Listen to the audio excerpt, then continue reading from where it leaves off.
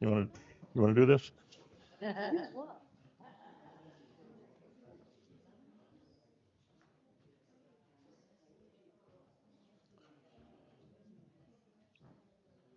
All right. Has everybody got coffee and cookies and whatever they want in that regard?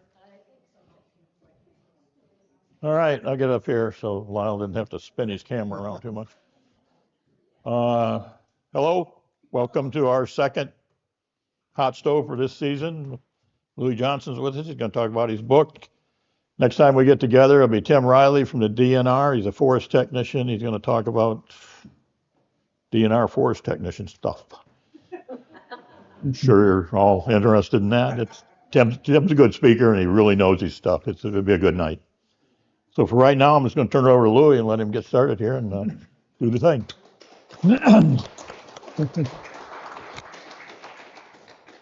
Well, I might be very possibly the oldest person in the room. I was born in 1957, or I graduated from school in 1957, born in 1939, and I was one of these kids of the 50s. When I got back from the Army in 65, I started taking, I had an interest book, I call it. It wasn't a money book, no money interest, but if I ran across a coyote or fox den, I'd make notes of it, what the weather was in the wintertime, the temperatures and whatnot, and different happenings that take place. And it ended up several people, one of them right over here in the corner, he wanted to read my notes, and he said, several of them said, you ought to write a book about that. Well,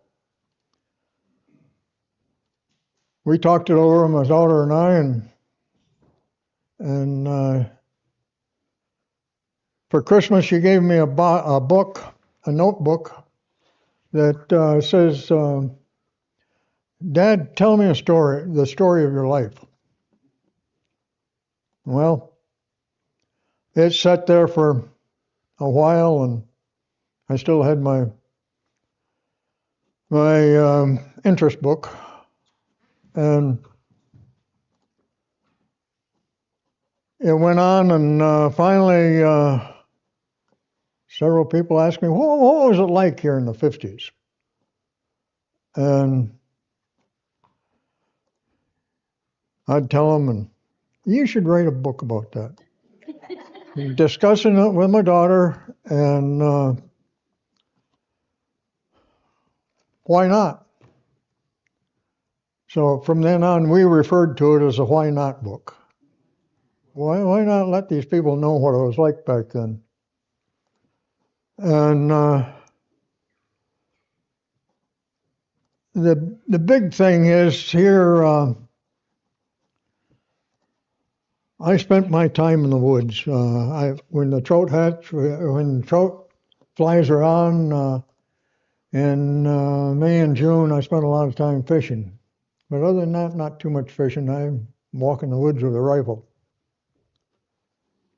We came back from Bay City September 19th, 1945. Dad worked down there in a shipyard building PT boats. And that fall, I ended up getting a BB gun, 6 years old. Well, that went on for a while, and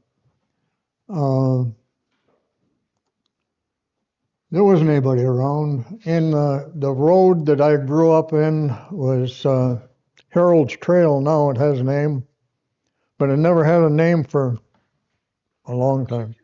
Ever. The first place to build in there, Ed Kellogg of the old Kellogg homestead, he had a bunch of boys, and they proceeded to build the R.P. Johnson, no relation, at the end of the road, right across from where Big Creek comes into the north branch. He was also the township supervisor, and there's a little bit of when you're the boss, you can do what you want. Him and his boys hauled in sand across a little section of the swamp, and he wrote it up in the township history book, you might say, that that is now a township road. This was in 1924. And later in the 20s, the state took it over, all township roads. Still didn't get a name. All it had at the open end of that road was dead end. Well, my uncle used to say it's the home of the dead end kids. That was like when there's comics in the newspapers. And it wasn't until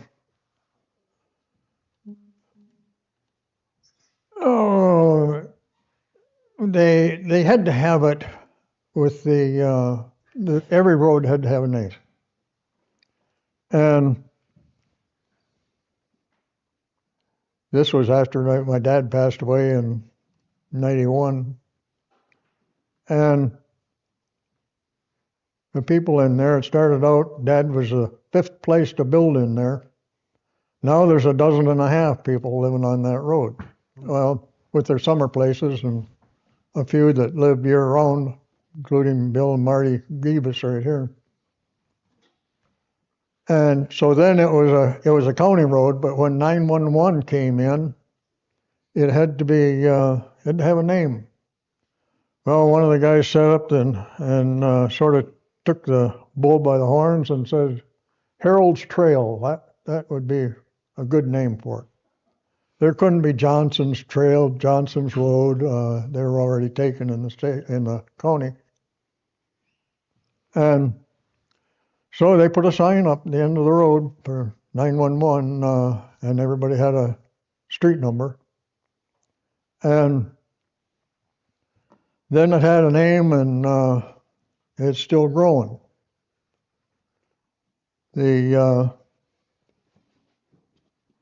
I was spending one time in the woods, and when I was in the fall of shortly after we moved back from Bay City, Dad says we gotta start you having a job. So he had it all planned out. He says this summer I'll dig the ground up, and you pick the worms out, put them in a soup can, put them for sale, 50 worms for 50 cents there on Jake Stillwagon's North Branch Kellogg store. I don't know what the first thing I bought with my worm money, but when I was 9 years old, I sent to they had me write it out in the order form, Montgomery and Ward's, and I ordered a .22 rifle, pump action rifle. And it came through the mail to me. My dad wrote a check to go with it. And that was the beginning of me falling in love with guns. It was a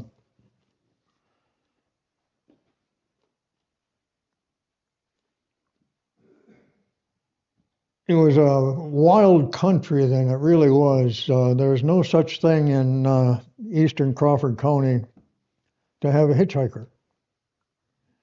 If you're going to go out there and hitch a ride, you're going to starve to death, man. There's no traffic.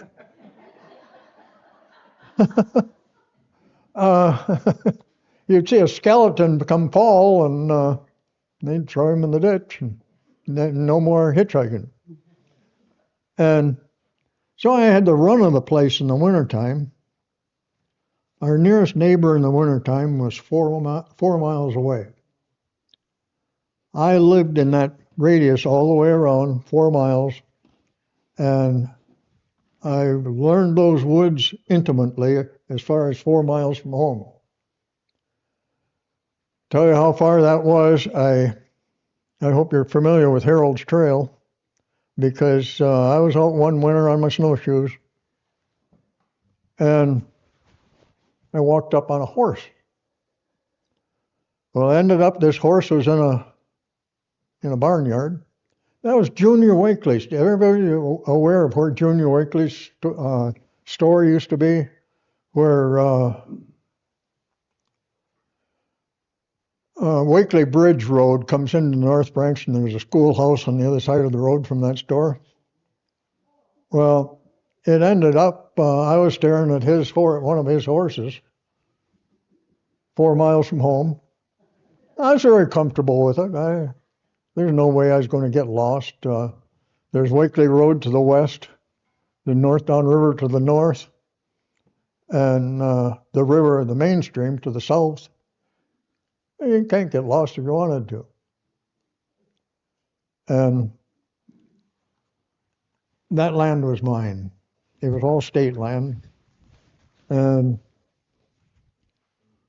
I spent all my time outside. We had an upstairs in the house that log house Dad built. And under that stairway was a closet. In that closet was a box of toys that was for my older sister and I. And you didn't play with those except on a rainy day. I thought that was just neat as all get out. You had different good toys to play with when it's raining. And on rainy days, about the only time I spent my time in the house. That was, it started out with my BB gun, and I had a pair of high-top boots with a pouch on the side and the top carried a knife in it. Well, I ended up with a little jackknife, and I carried that. And sometimes I was a miner or a logger or a prospector or anything you might think of, even a Northwest Mounted police. I mean, I was a combination game warden and everything, and then I grew out of those boots, but I still wore them another year, and man, did that hurt my feet. But but and I really didn't get that far away from home at that age, and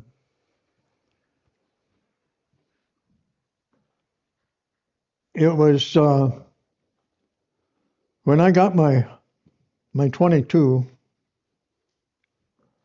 I put the BB gun away, and it didn't get used very much. Well, I would run the woods. I didn't run, I snuck the woods. And it ended up, I don't know whether I was doing a good job of it or they got used to me. But I could work my way in pretty close to them. And I'd shoot them in the rump with a BB gun. And they'd jump a little bit, and BB gun wouldn't even put a weld on them, but it'd be like a bee stung them in the wintertime. And it was a different world, totally. The woods was full of snow. I had, next year I got saved enough money to buy a bicycle. And my dad says, I'll tell you what you do. I'll pay half of it, you pay half of it, and we'll get a girl's bike. That'll be easier for you to learn a girl's bike than that rail that runs from the seat to the handlebars. And so I learned how to, it was comical, I bet, to watch, because how to ride a bicycle. I just couldn't bring myself to backpedal to put the brakes on. So I'd be whizzing down the road, and I ended up piling up a lot of times because I dragged my feet, but I dragged both of them at the same time. And the next year I got my boy's bike. Boy, that opened up the country. There was a couple trails around. There was deer runways. There was just deer. We were knee deep in deer. And I'd ride deer runways. And the only time I got off of them was or got off the bike, was when this deer runway, just like a cow path, about that wide, about that deep. And the only time I get off a deer runway was when there's two trees closer together than my handlebars were wide. And I'd get off and go through it, or if there's a log in the way, tree fell down. And that took that was all right to play that way, but that wasn't like getting on your 2 feet and walking it.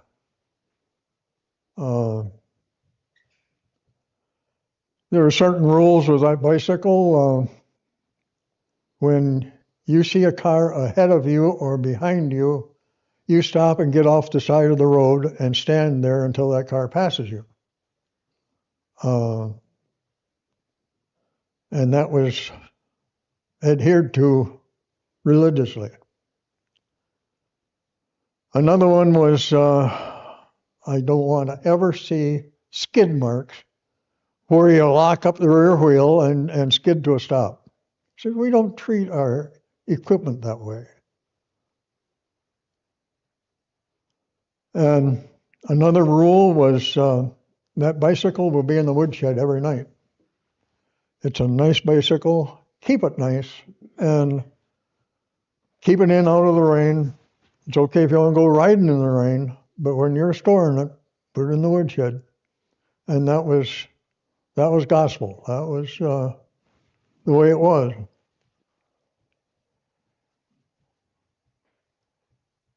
It was, like I say, it opened up a whole new world to me. I got some notes here. I just trying to keep it in order as far as I progress in age. My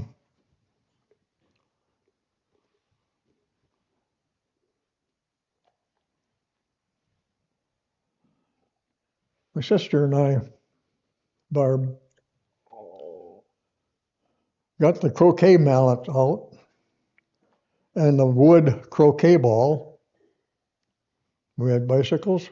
Those bicycles, we treated them just like horses. We played polo.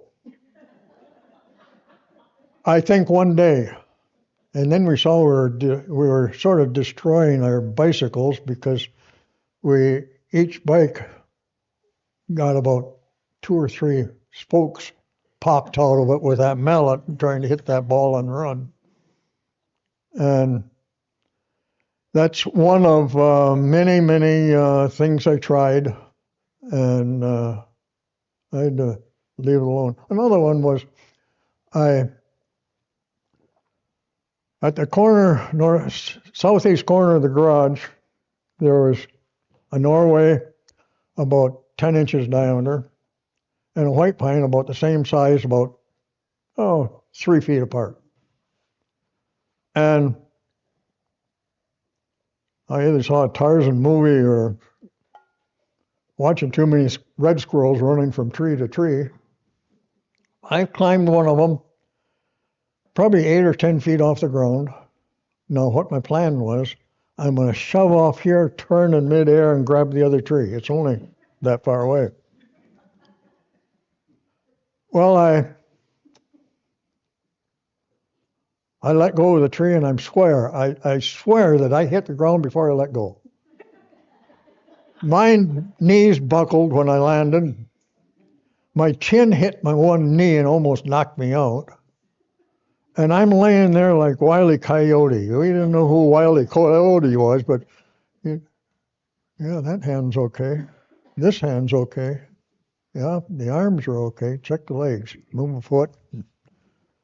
I guess I'm not hurt, so I got up and I learned one thing there. I don't know exactly what I learned, but when you get up in a tree, you don't try to jump to another one. I have to wear suspenders now to hold my pants up. I don't have any waist.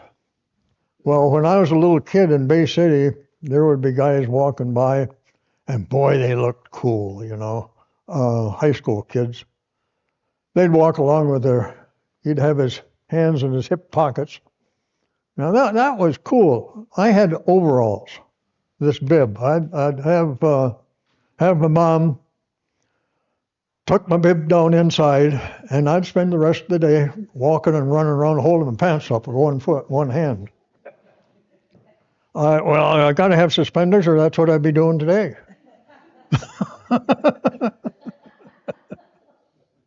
It was, Tom Sawyer had nothing to do, anything compared to what I had. It was the ideal place to grow up for a boy that just took to the woods like a dog does to a rabbit. It couldn't be better.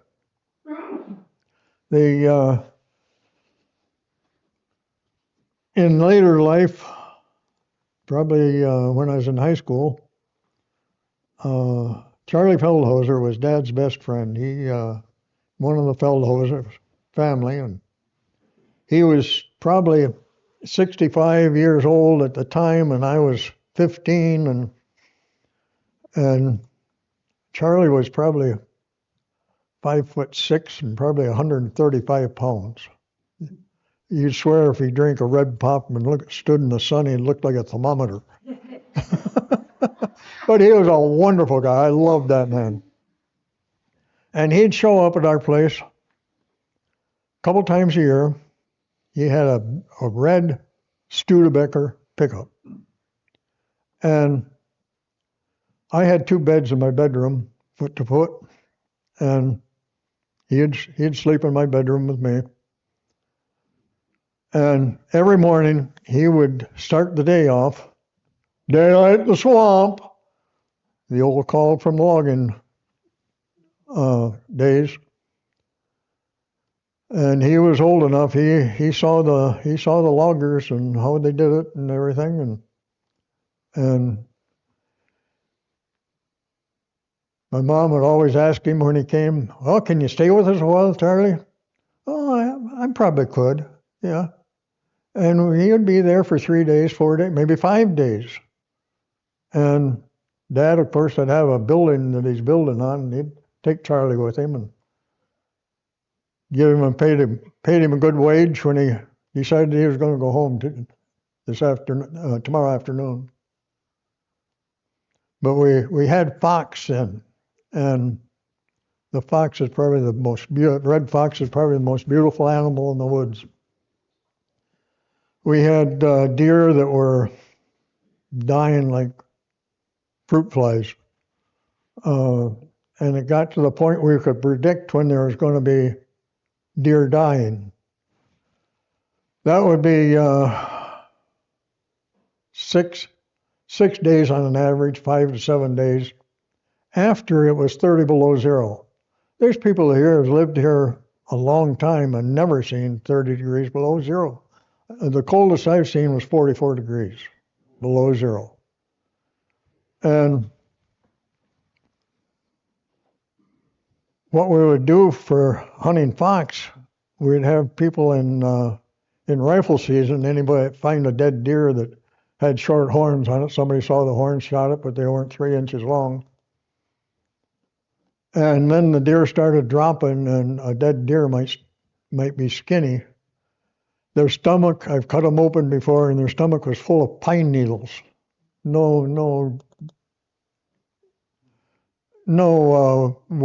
calories in that. And we checked one time, and for fox tracks, and a badger had moved in overnight, and he really ripped that deer open and then dug a hole right under it. And he obviously was there because snow on the ground and no way, no place, no tracks, so he's still there. I wanted that badger. Well, I went home and that was right by Flashlight Bend, if you know that, on McMaster Bridge Road. It's right in there. I walked home and got a fox trap, came back, and we set it. The next day, this was during Christmas vacation. The next day, I couldn't wait to get back to that deer and see if I got the badger. Well, we finally ended up, it was like 3:30 in the afternoon. We'd had our fox run. We called the dog off and swung around that way, and there was the badger in the hole. And Charlie says, "Okay, what I'm going to do, I'm going to take that trap stake, the steel stake, rod, and run it so that ring on the end of a trap chain had the rod through it. Now I'm going to pull him out of that hole, and you shoot him right in the back of the head when his head comes out. But that's going to be the last thing that comes out. So I don't want to wear a badger. So make sure you shoot him." And so Charlie had it, and he pulled up the tension. "Okay, here we go. Get ready." And I was on the other side of the hole right there with my 22. And he pulled it back, and you could just see that badger just swell right up. And I can't pull him any farther. And he'd pull him right down into the hole. And it got so, Dad and I were laughing so hard that it's a good thing Charlie it didn't come out, because it would have made Charlie's day. Dad says, "Shoot him in the rump." So with that 22, and we'll wait 15 minutes. We'll be able to get him out of there. And we did. 20 minutes later, Charlie hooked onto it and pulled it out, and just as his head came out, I shot him in the head.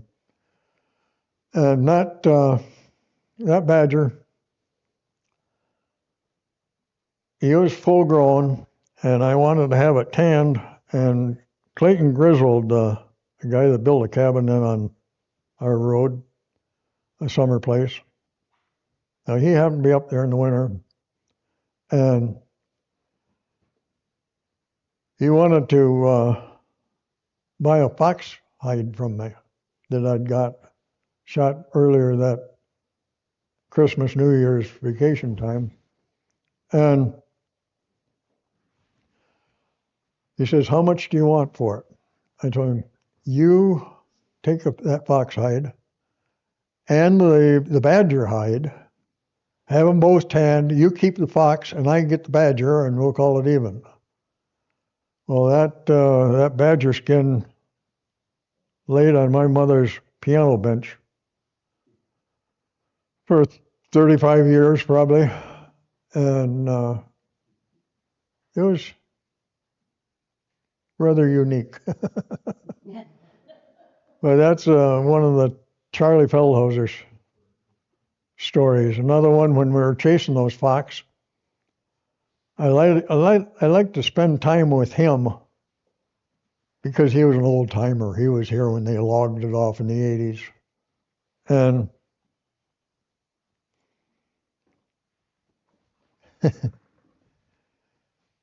I'd ask him, "What way is home?" "I don't know what direction, but if you go right straight that direction, you're going to end up at home." He never had used a compass. He had it in his head where he was and what direction he had to go to get back there. There wasn't any snowmobiles those days. You walked on snowshoes.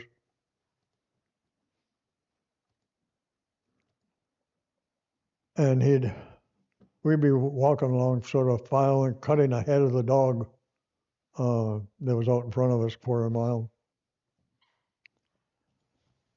And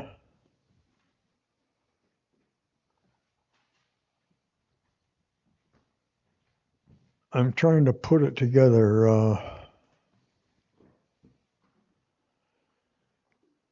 We would stop occasionally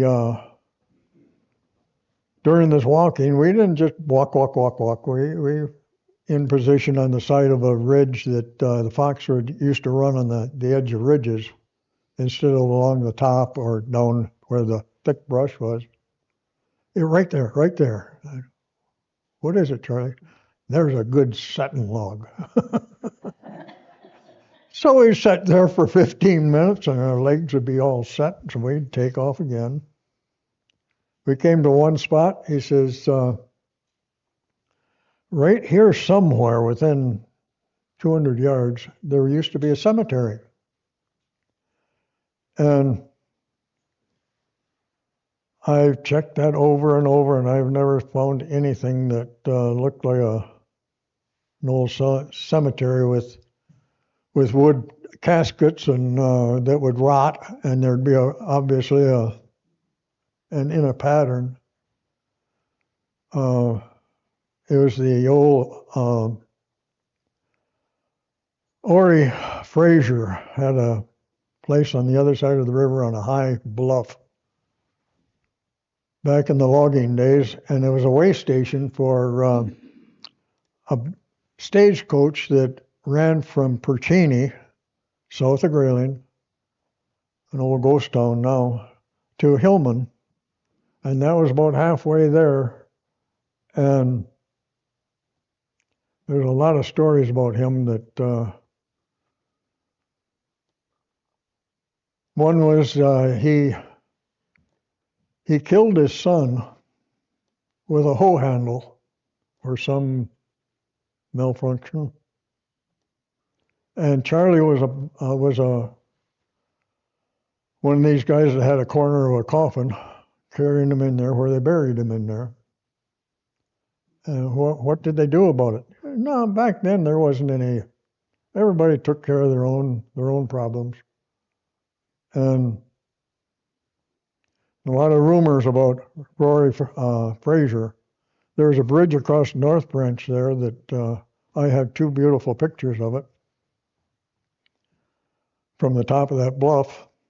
Somewhere around 1900, it burned down and there was a big fireplace there. Well, I did my first long-range shooting when Grizz and my dad built Grizz's place, because it used to be an old garden or a hayfield or whatever, all the way from there to the river, and then on top of the hill right there was the fireplace of Rory Fraser's.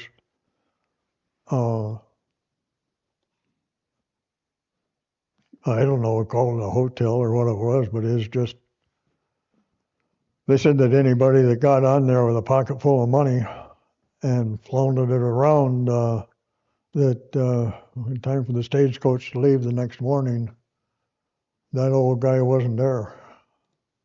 Yeah, he must have wandered off in the woods on the way to the outhouse during the night. It's speculation because there's no evidence. Or Fraser used to knock him in the head and do away with him, but kept his money. And now the old bridge, the pilings used to be there, and now they're all cut off and underwater, so you can float a canoe right over it and not rub bottom on it on those big posts. But it was stories like that I grew up in. See what else I got here.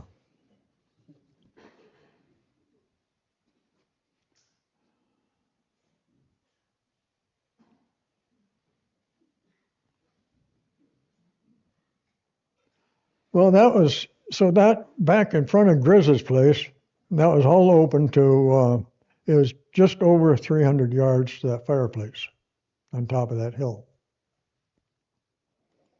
I plinked at that with my .22, and finally I learned how high to hold it, for a little over 300 yards.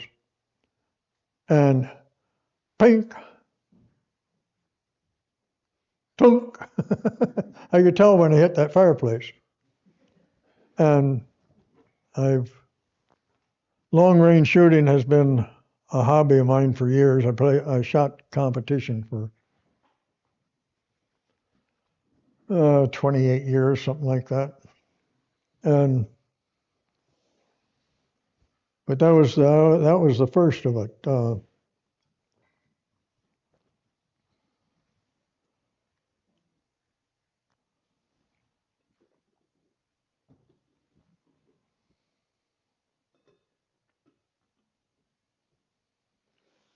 We had a deer in there for a doe, probably 6 or 8 years. We called her Nachi, and everybody that had a cabin in there knew old Nachi. She had a notch out of her back, right above the top of her shoulder blades. And any place that you could see the profile of that deer, you could tell Nachi from any other. It was about size of a half a tennis ball. It was the hair, and we figured what happened was probably somebody shot at it and only broke the skin because she wasn't handicapped whatsoever. And then the scar of that, hair would not grow from that scar. When we would see her, we never saw her out on McMaster Bridge Road. But if we saw her on the west end of our road, you wouldn't see her in around the house. Now the next day, she would be in our end, probably 160 acres, and she would be in our area. But you never saw her out at the road that day. So you get the idea that a deer will range in about 160 acres. And everybody wanted to know where'd Nachi go? Don't know. We didn't see her last year, and we haven't seen her so far this year. Whatever happened, there was doe seasons then, and our great deer hunters, our doe hunters, probably shot her because she was a big deer. But it gave me an idea as to how large an area a deer needs to live year round. And talk about deer, we fed hay in there to bring them through the winter because they get out of the hills and whatnot and spend it in the winter in the swamp. And we had one little buck in there. He was a spring fawn, but you could see the little knobs, the burrs on his head. And we called him Drooly. He was always wet around the corners of his mouth.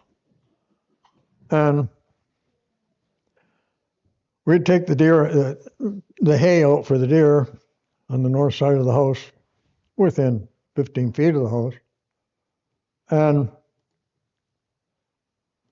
that buck would always get after Drooly and chase him away when we'd put down a leaf of a bale of hay. There's sections in it, and we put a section here and 20 feet away over there and over here and over there, and so there's plenty of spots for the deer to eat on.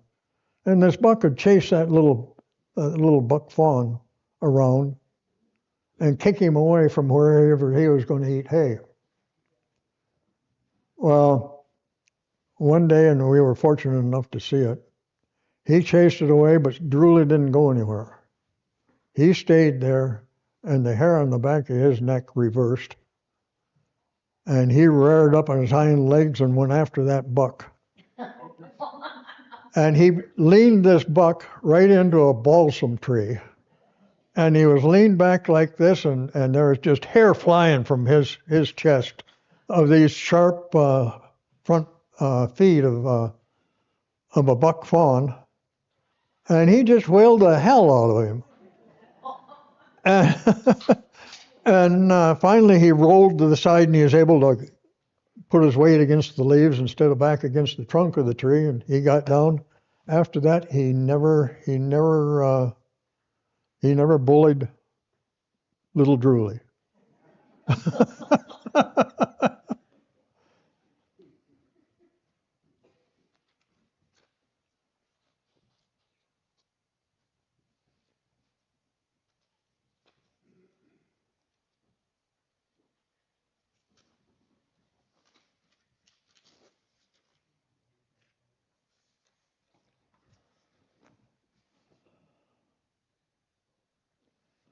My mom hated red squirrels. Red squirrels can be very mischievous, but her reason for the hatred was, and I think that was the only thing my mother ever hated. She was a Christian, and her savior wouldn't let her hate anything, but she hated red squirrels. So it was my job to keep them under control. It got to the point that I could walk from the garage to the house and hear a red squirrel chatter. I would know what tree he was in and how high. Go in and get to begin with, as a little guy, a 410 until I was 9. Then I'd go get my 22 and left the 410, that stayed home, and go shoot that red squirrel. And I was always begging Dad for 22 shells. So he told me, we'll put a bounty on red squirrels. I'll give you a box of 22 shells for every red squirrel you shoot. Ooh. But that was only around the dooryard. If they're out in the woods, I never bothered them at all. If they're 200 yards away. But we were right in the middle of 10 acres of great big Norways and white pines that you're always within 30 feet of one of them that you could not reach around. And especially in August on through September, a red squirrel that was a quarter mile away, he could hear that red squirrel chatter at me walking from the garage to the house. I'd shoot that red squirrel, but this one saw the big pines and knew that there were pine cones there.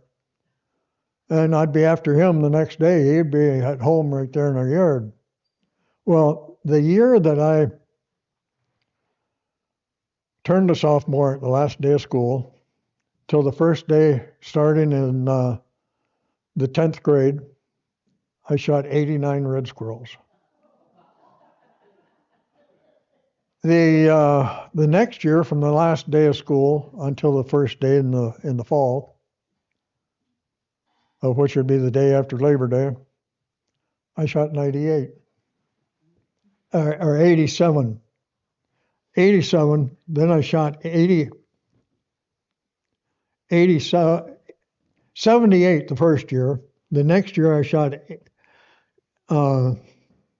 87, and the third year that I turned a senior, 98 red squirrels.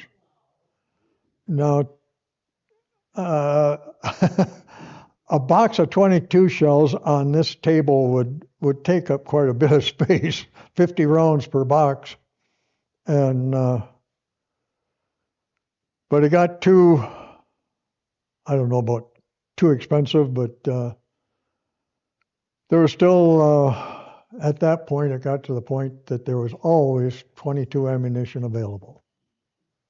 And where he kept it, I do not know. I searched that house. It would be in the winter time, and I'd go out for an hour or two and come back in, and nobody had left the house by the tracks. But it was a 2 squirrel day. There was 2 boxes of 22 shells. I do not. I could never find it. Not that I'd help myself to it, but where in the world is he keeping that? Because I was never hurting for ammunition for the 22. And all that changed when my uncle, the summer I was 16, gave me a 30 caliber M1 carbine. And from that point on, the 22 stayed at home, and that M1 carbine was my constant companion. Not that I ever shot anything when I'd go out on my walks, but it was a real gun. It would, instead of shooting a red squirrel halfway up a 100-foot white pine, and then the squirrel fall down, it blew the squirrel out of the limb. And yeah, and so I had the M1 carbine, and I started reloading ammunition. And man, did I go through the ammunition. I had that deer season, I shot a buck and traded it to Ed Tremune. His was the place just west and across the road from the bridge, the store at Kellogg's Bridge. Ed Tremune. He was manager of the wholesale section of the Williams Gunsight Company in Davison, Michigan. I traded a deer to him for a complete set of reloading equipment and the dice for 38 Special, 30 Carbine, and 35 Remington. And he got a buck that those Williams boys, they ended up going all over the world and South America and whatnot. And Ed was there, but he went hunting, but he never found a deer with horns on it. He got back there with his spike horn that I'd shot. He wanted to know exactly where it was when I shot and what happened and whether it dropped right there or whether it ran something. And he told that story so much that winter. When they came back in the spring, his wife and 3 kids would spend the summer up here, and he'd come up on weekends. He told that story to so many people that he believed it. And that summer he told me how he got that buck in last November.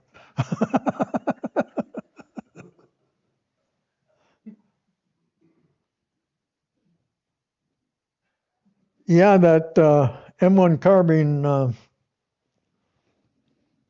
Prior to that, I had a. By the time I got reloading equipment, after a couple of years, I ended up trading off my deer rifle, of which I got when I was the summer that I turned 14. You had to be 14 to hunt deer. And I really came into the money that year when I helped Dad reshingle a great big, to me, it was a mammoth building. I mean, I made $140 on that. He paid me the same as anybody else. He says, you can keep up with anybody I could hire. You did a good job. Well, I ended up, between that and my worm sales, and got it through Ed Tremune,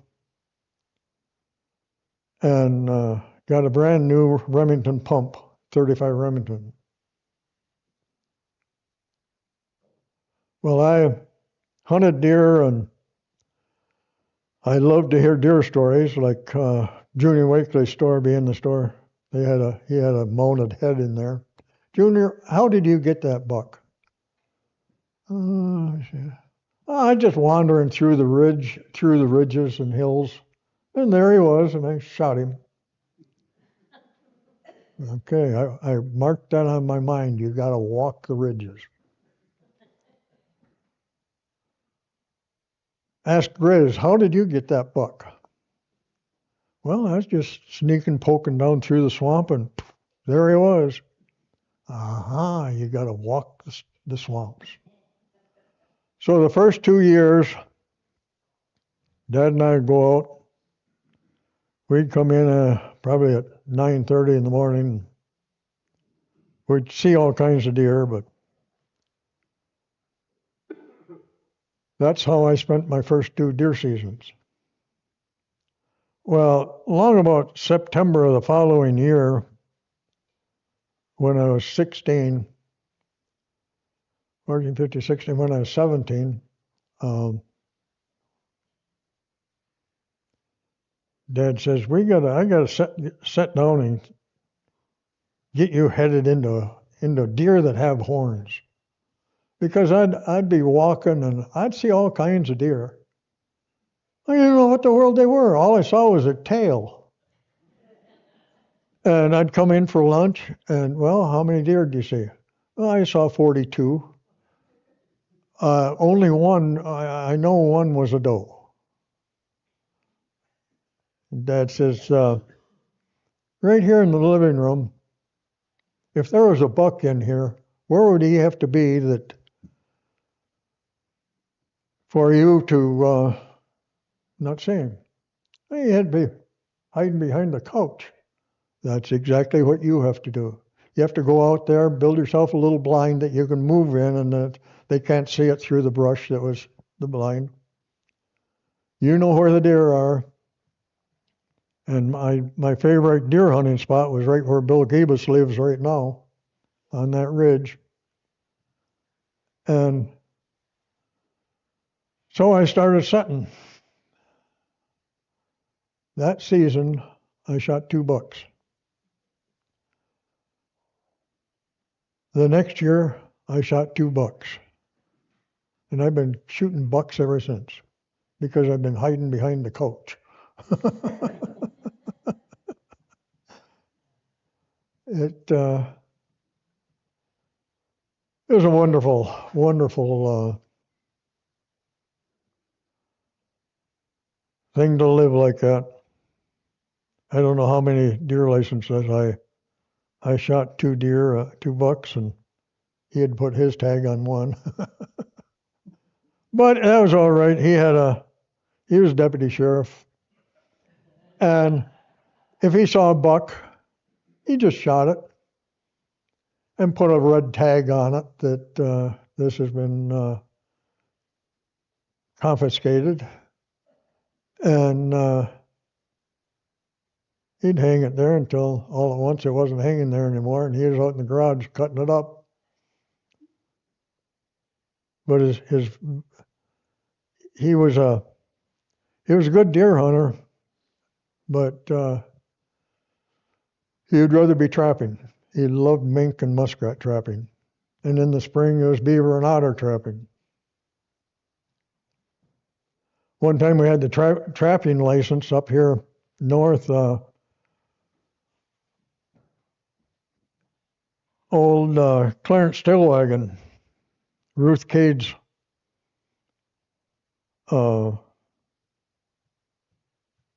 relation. And he was caretaker of Bartell's. That was a big, big ranch. For some reason, back about the turn of the century, after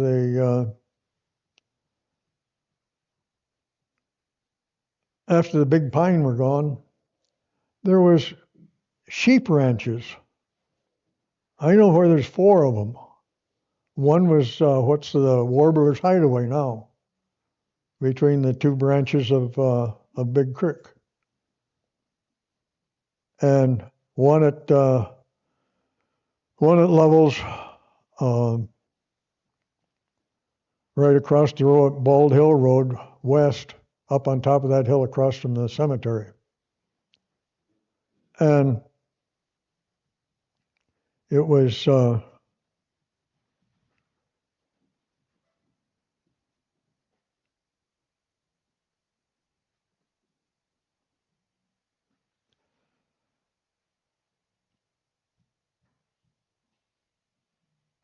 I lost my thought there for a minute.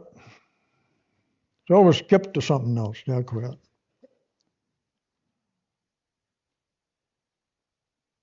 One thing I'd do when I was about 11 or 12, I could take that 22 and there was a apple tree just south of the acorn cabin, close to the river. And it had apples every year, but I never took the apples down. I'd feel guilty if I ate one because I want them there in the wintertime.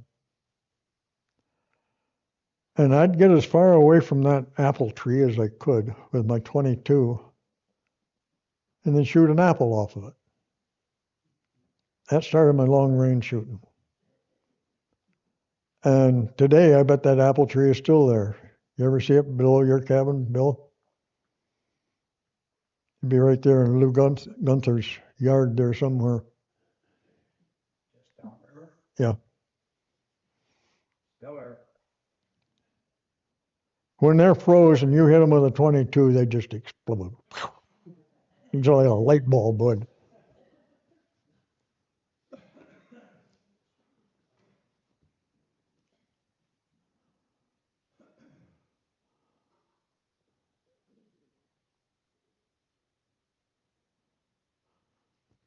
When I was the age of 11 or 12, my goal was to touch a wild deer. I had them,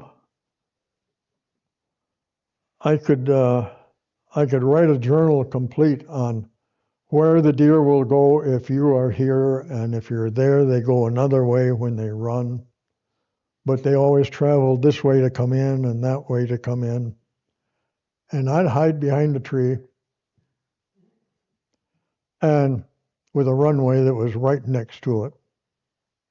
And I think sometimes they were so close to the tree that if it was with a buck with big horns, he'd have to hold his head like that in order to go around it. I'd be right behind that tree.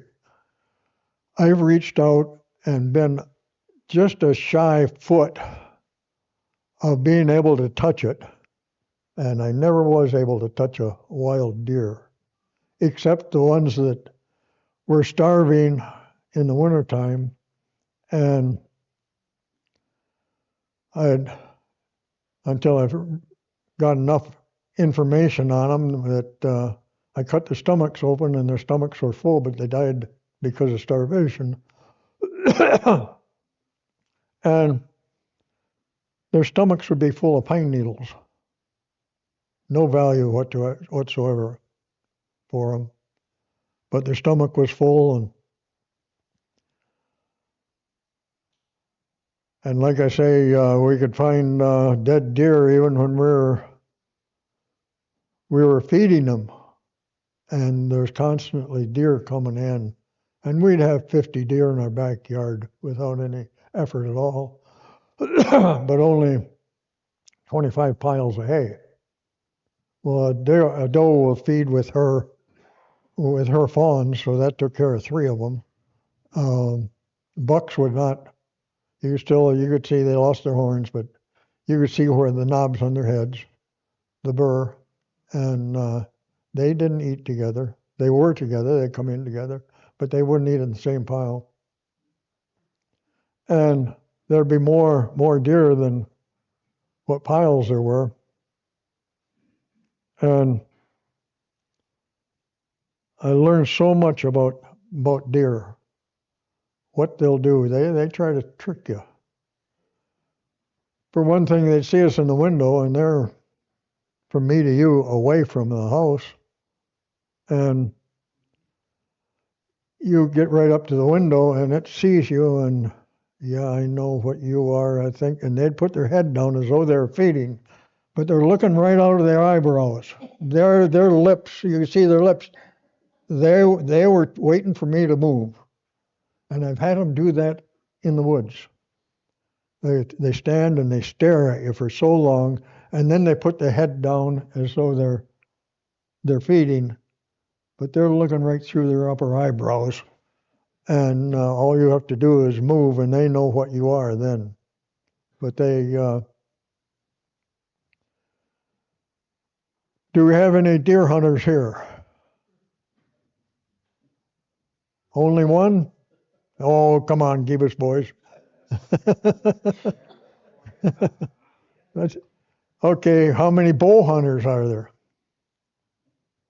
Okay, you rifle hunters, you think you know the habits of the white-tailed buck.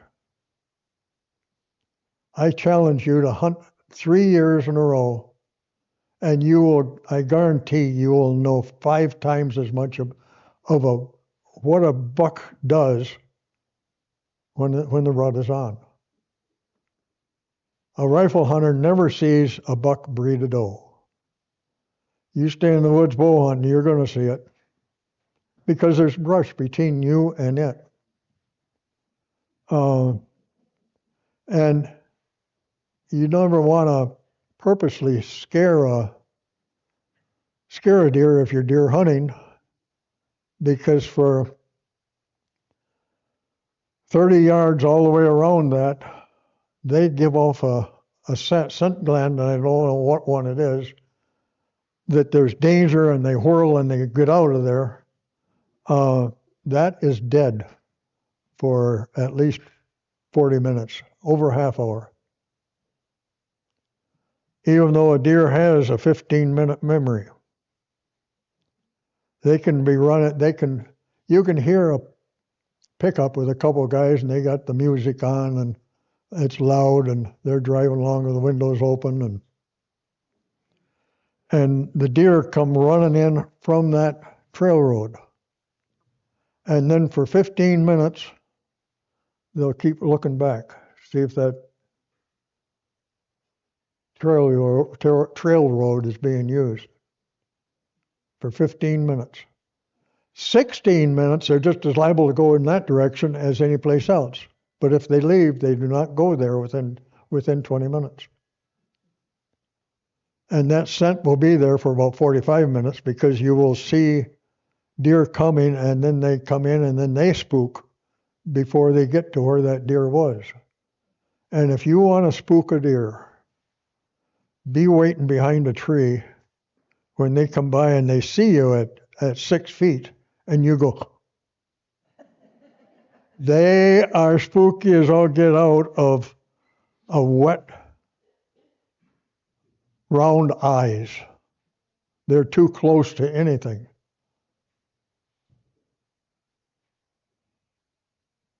It's a wonderful world, this world of deer hunting. There's so many little tricks that I learned. If you have my leg wants to cramp. Let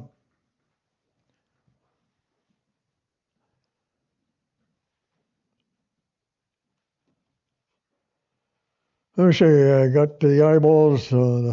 If you have a buck and you can't get a shot at him with bow and arrow, too much brush where he is.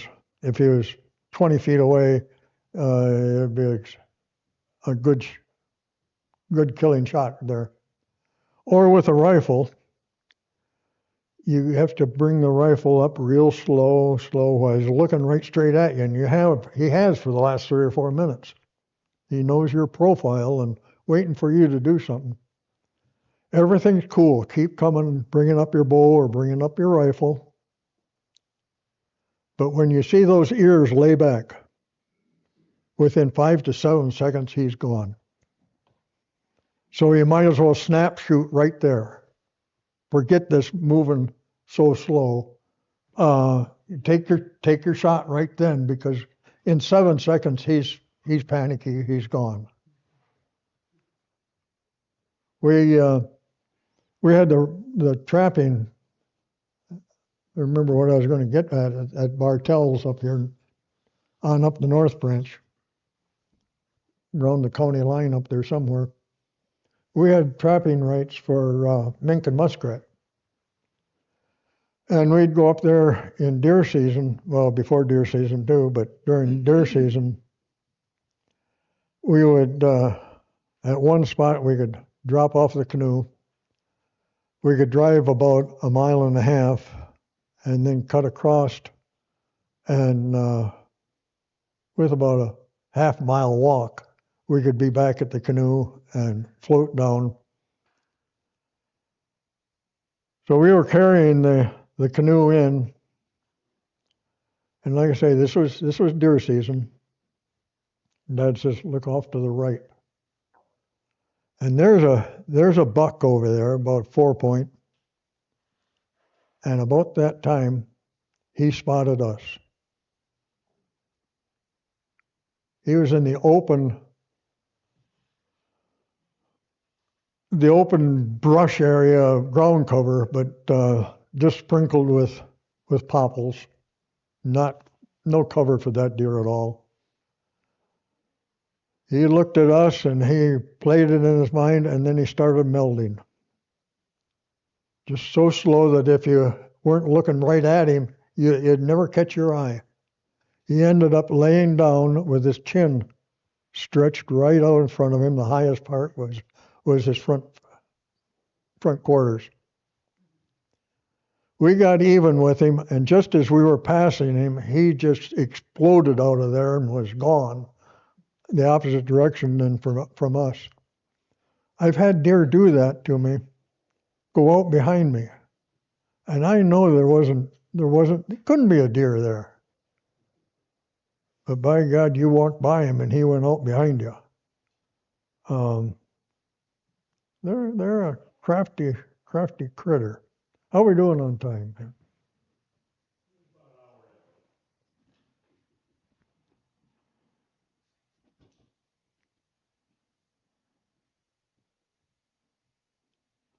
When we would be having 20, 30 degree weather, my folks, when it was 20 degrees or colder, it was a day off for us. We were in the end of the school bus route to Frederick. Frederick had consolidated with Frederick. They used to have a school here, but that was before my time. And we would, the bus driver would drive to our place, leave his car, drive the school bus to Frederick, spend the day sitting alongside the furnace in the basement, the Frederick High School building. I went to kindergarten in Bay City. First grade, that little white schoolhouse, one-room schoolhouse, across the road from Wakely's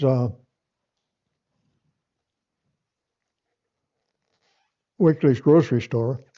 Dad'd take us out there in the morning, come and get us when we got out of school.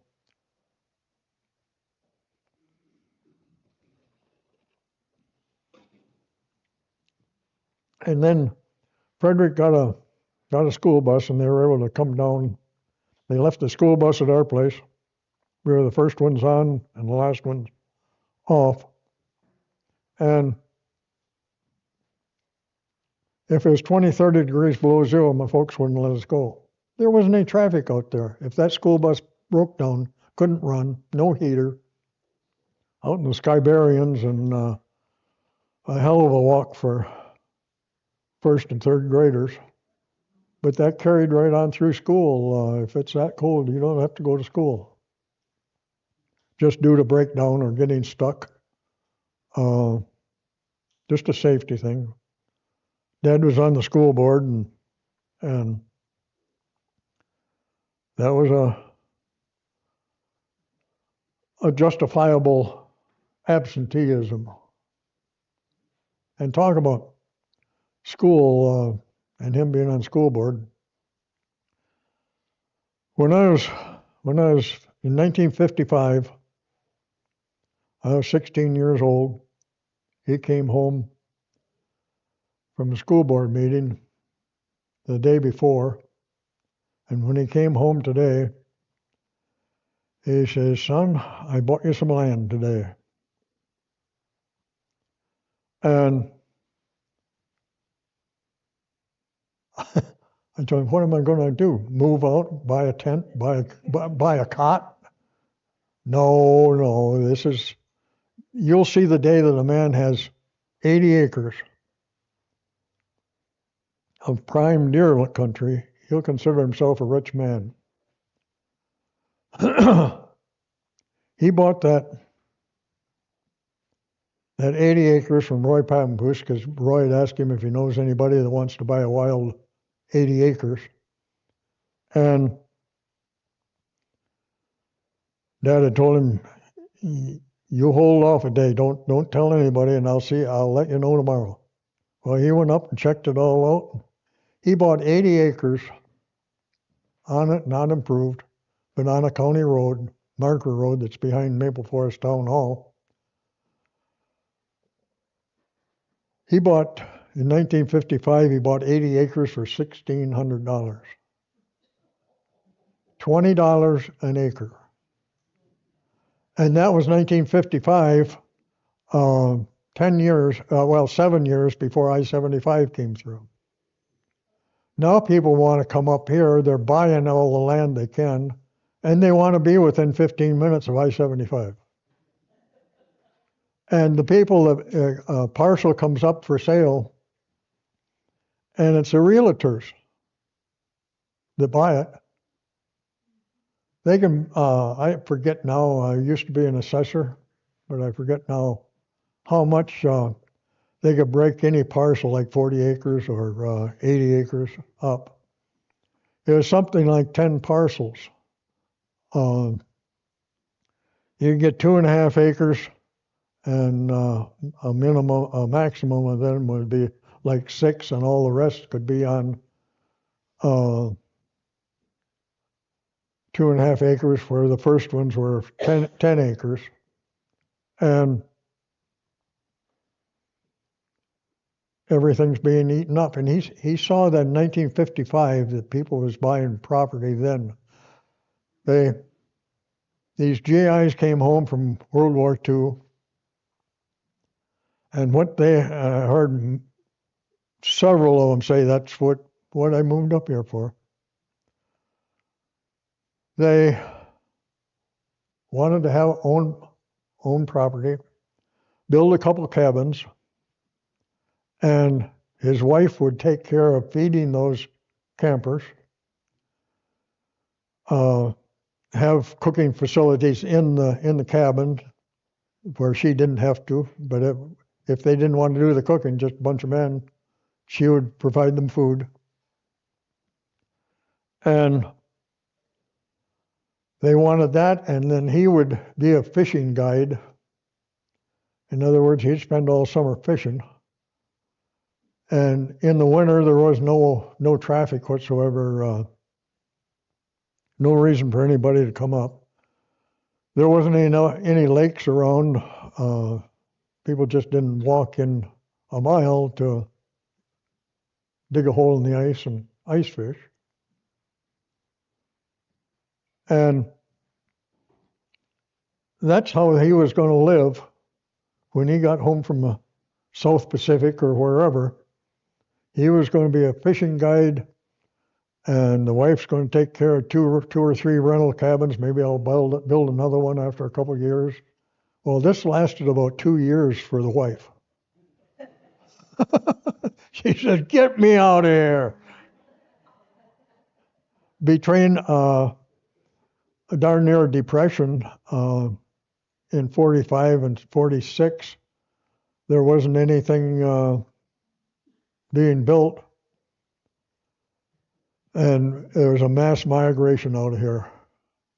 We went to the city, and they went to Ford and General Motors, whatever, and work on the assembly line, make the big dollar, because there wasn't any income up here. There was no building. But then when the 50s hit, that's when little parcels and little cabins all over the place.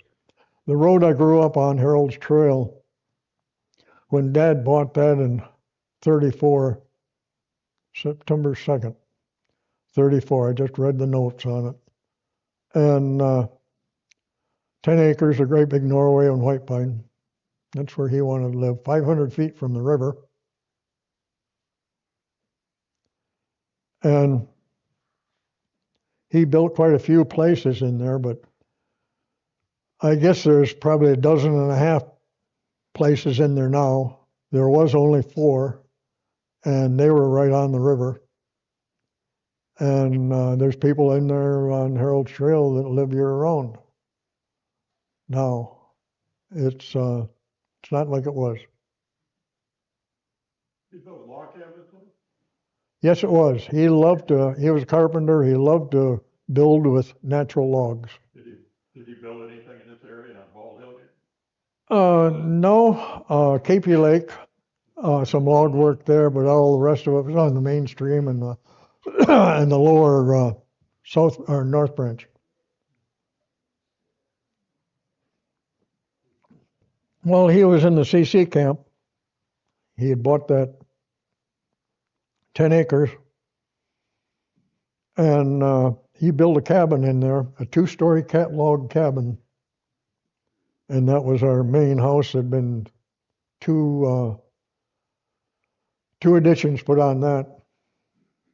And but even then, things were so slow in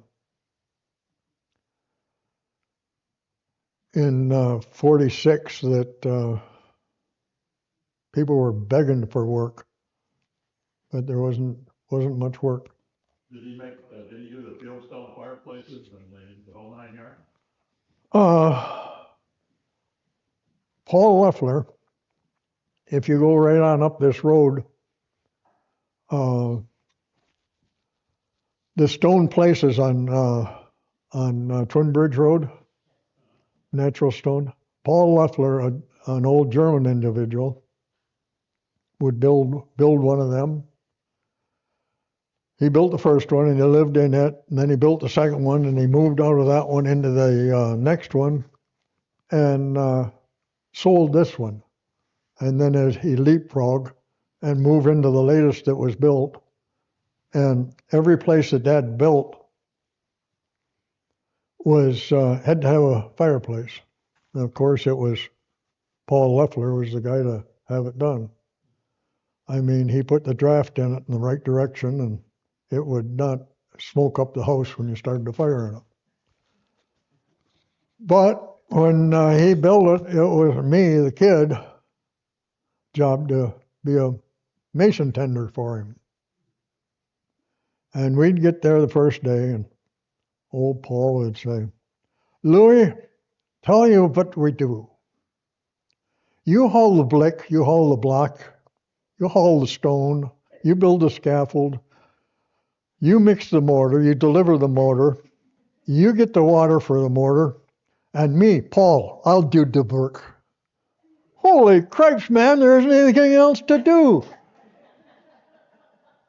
Just set it there, daub it up with cement. We would both laugh, and that would be the first day of every fireplace. He had a knack. He right in the center and above the mantle, there's going to be a round stone about the size of a baseball. And when he puts that in there, he turns around, he says, he'd be proud up there. That'd be Paul's trademark. And every one of them, he was a wonderful old man. He was in World War II, and he said that they were just as glad the war ended when it did as the U.S. GIs. And of course, he got discharged and came home, and He told that his wife met him at the train station. They started walking home, and he says, I want a beer. And there was a beer garden across the street. No, Paul, let's go home. No, I want a beer. He walked across there, and the city cop arrested him and hauled him in to jail for 3 days for jaywalking. He says, I came out after that 3 days, and I said, to hell with Germany, and I come to America. And Louis Loeffler, he was down here on Lovells Road, a log place that is between Town Line Road and north up to Big Creek Lodge Road on the east side. That was Louis Loeffler's. His brother followed him over here. Some wonderful people those days. And I know if you were out there, they'd give you a ride, but there's nobody out there, so there's no ride throwing your thumb up in the air. So, how many of you are fishermen? I hear from various people that the North Branch has no trout in it anymore. Very low numbers. Do you fish at night? I do not. I'm short and old and have 2 bad legs. Uh-huh. I'm lucky to wade in the daylight. Yep. And do you fish downstream? Downstream. Downstream. Okay. That's 2 strikes against you. Well, you don't even know me yet. But we'll get to know each other around home plate here. And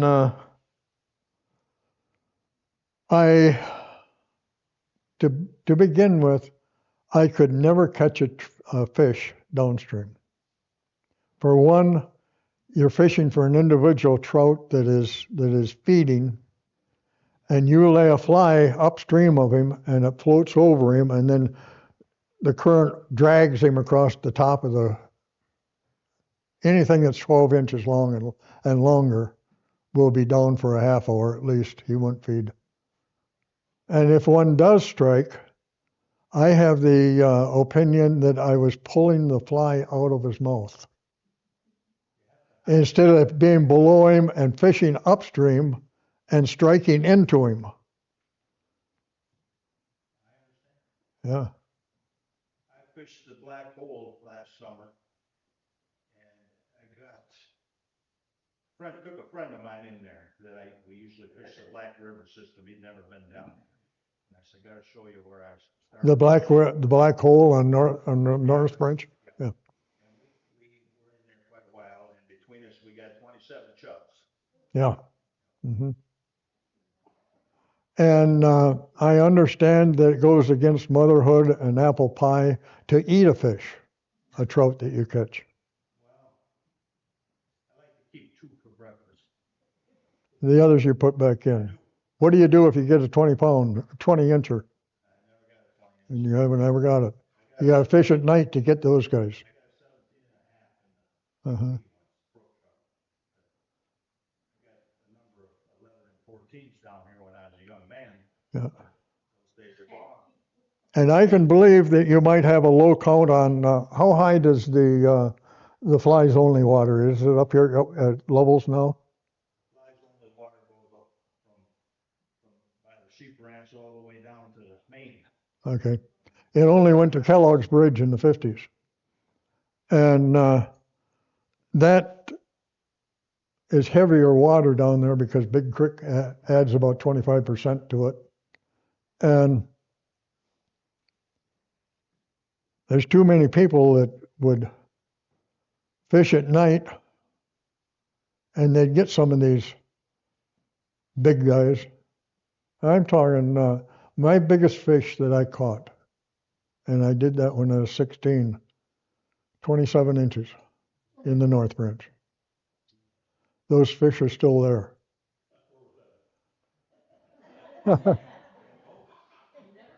Those fish are still there because, go ahead, sir. No, a That's all right. Good. They have protected the brown trout at the expense of the brook trout. That's my opinion. You can only keep one brown trout from there to all the way down that's 18 inches or larger.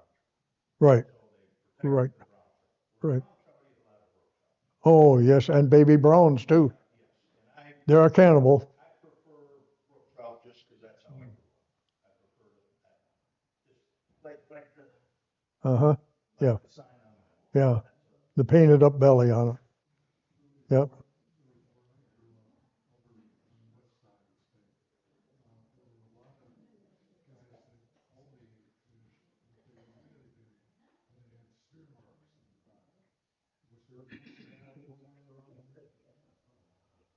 I don't know. Our river down there filled up. It was about in '55 that they had fly zone, artificial flies, um, from the mouth of the North Branch up to Kellogg's Bridge. And our river immediately, it seemed like, uh, filled up as you float over it in a canoe, that blonde-headed sucker. No way to get them out of there. They won't take a fly. And these big fish that people keep catching and turning loose, they grow into these big guys, 20 inches and larger. And those guys, not just during the summer, but year round, they're eating minnows. They're eating their own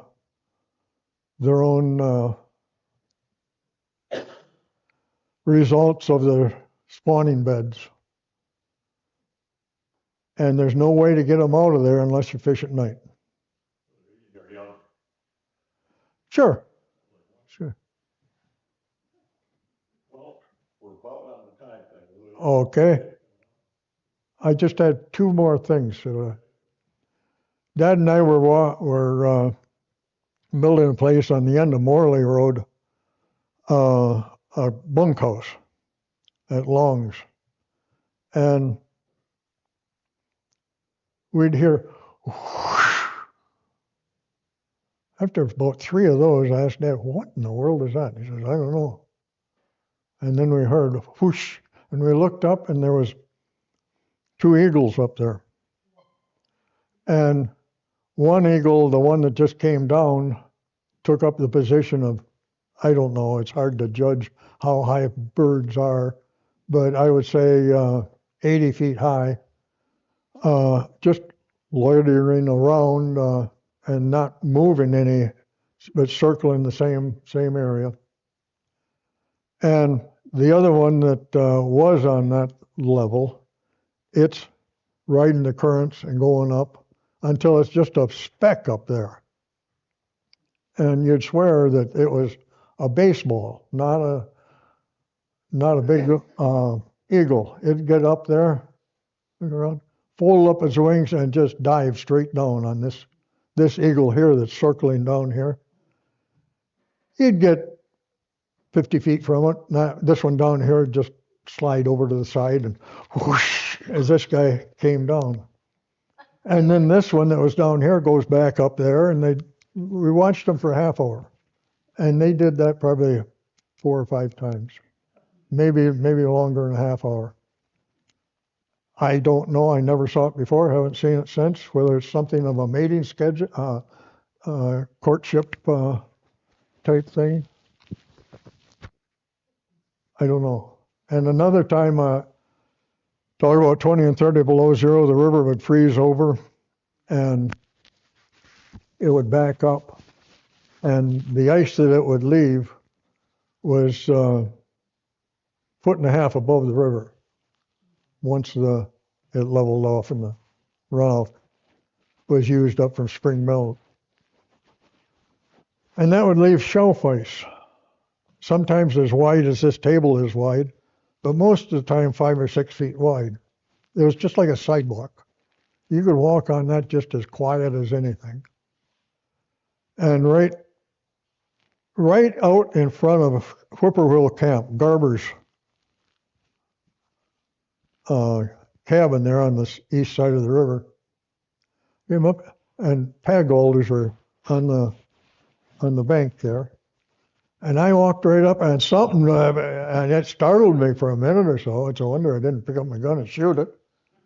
But an eagle lifting off of a dead deer and gaining elevation and speed and going around the curve bend of the river.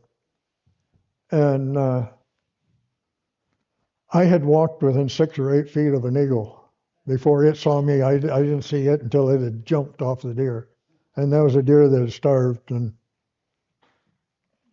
with starving deer, it was due to starvation that they got in the condition they were in. But it was always within 5 to 7 days that we'd start finding dead deer, and every one of them laying on his side. If he died of pneumonia, it'd be just like a hound dog with his nose tucked into his flank where he could breathe warm air, and they were all laying on their side with their head arched back over their back.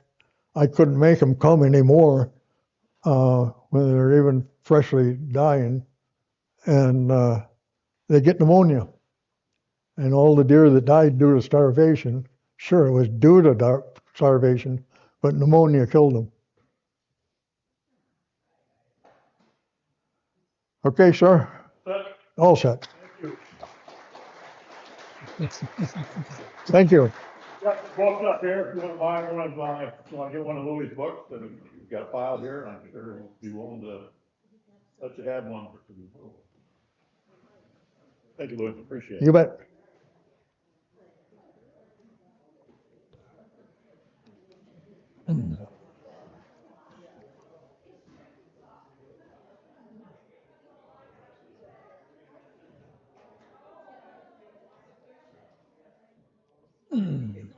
Nice to meet you. Really enjoyed it. Thank you. What was your name? Mark. Mark. May. I got your book Yeah. a year and a half ago. Oh, is that right? Over here at Lovells Riverside Tavern. Uh-huh. Yeah. Yep. It sits on the coffee table still. I read it about 3 times. Thank you. Thanks very much. You bet. I'm gonna steal this back. Is there anything of your old cabin left there on Harold Trail? Oh, yes. Okay, still up? Yeah, drive by and see it. I walk